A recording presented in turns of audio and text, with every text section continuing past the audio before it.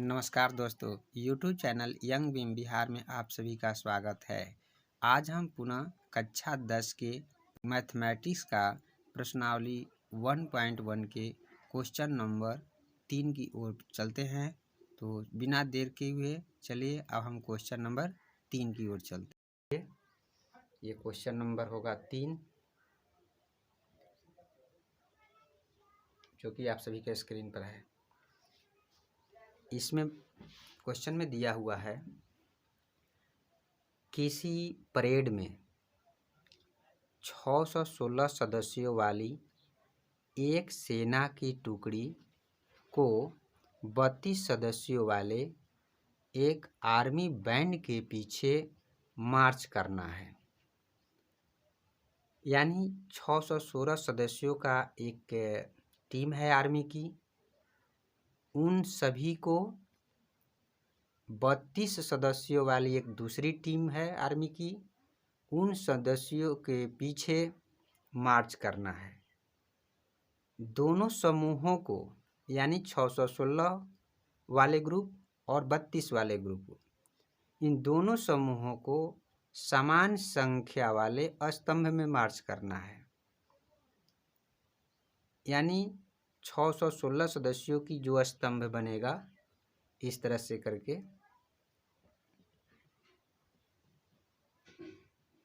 उसी तरह से 32 सदस्यों वाले को भी इसी टीम के पीछे चलना है। तो पूछ रहा है क्वेश्चन में कि उन स्तंभों की अधिकतम संख्या क्या होगी जिसमें वे मार्च कर सकते हैं। यानी 616 सदस्यों वाली एक सेना की टुकड़ी को 32 सदस्यों वाले एक सेना की टुकड़ी के पीछे मार्च करना है, चलना है। तो हमें स्तंभों की अधिकतम संख्या बतानी है जिसमें सभी सदस्य एक दूसरे के पीछे समान स्तंभ में चल सके। तो मेरे प्यारे दोस्तों, यहाँ पर 616 सदस्यों वाले टीम और 32 सदस्यों वाले टीम के स्तंभों की अधिकतम संख्या ज्ञात करना है।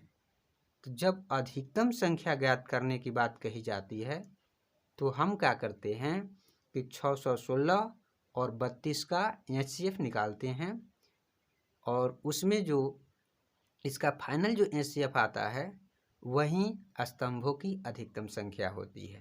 क्लियर हो गया होगा आप सभी को। तो चलिए हम आगे हल करते हैं। तो यहाँ पे लिखेंगे सॉल्यूशन,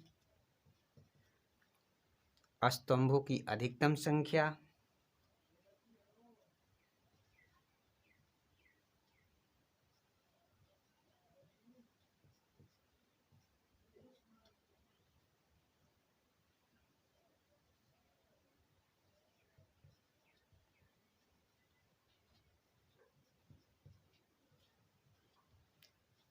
स्तंभों की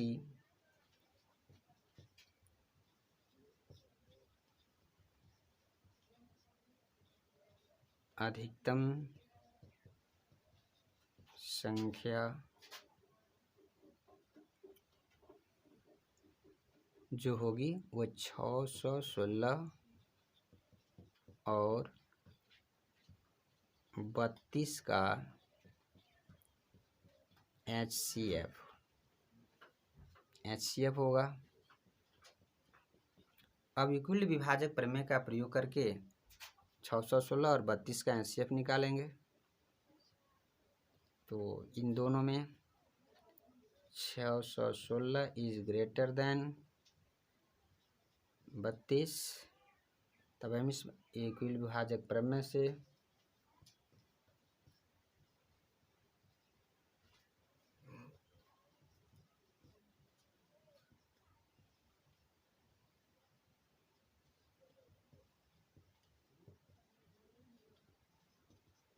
क्या होता है A बराबर BQ प्लस R।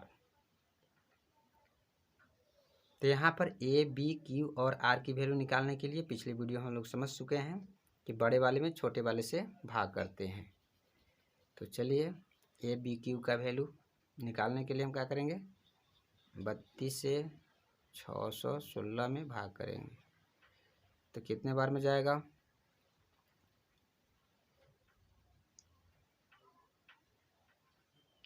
32 दूनी 64, बेसी हो जाएगा।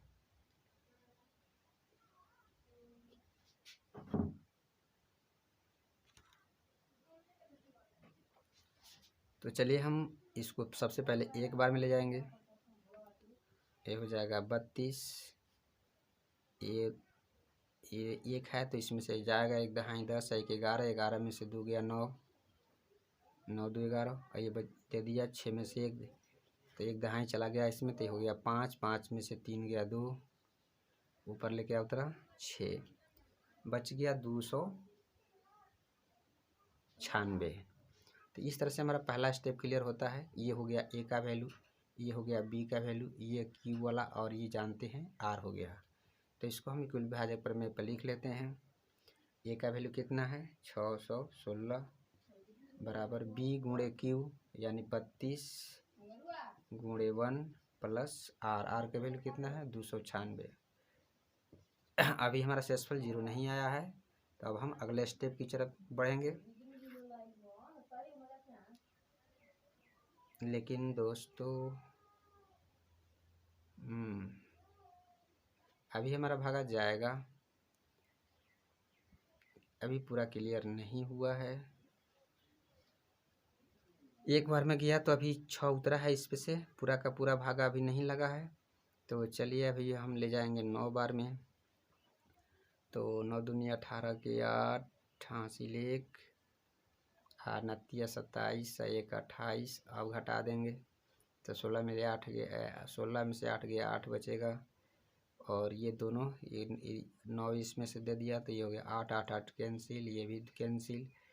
तो अब हमारा पहला स्टेप हो गया 32, ये का वैल्यू जो है 616, ठीक है, 32 यानी बी गुणे क्यू, बी का मान 32 और क्यू का मान हो गया 19, ठीक है, क्यू का मान हो गया 19, आर जो निकल के आ गया ये हो गया आपको 8, ठीक है।